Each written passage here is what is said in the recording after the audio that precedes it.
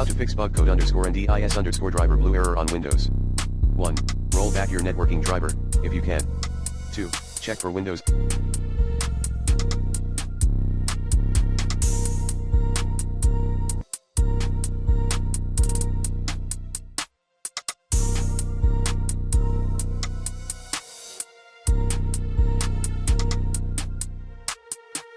Updates. 3. Update your device drivers.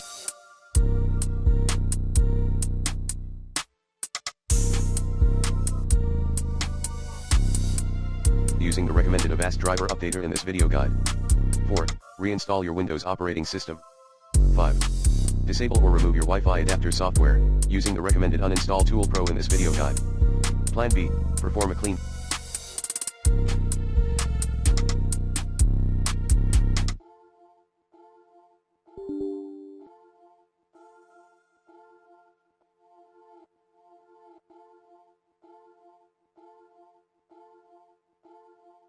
Boot to find out the troublemaker.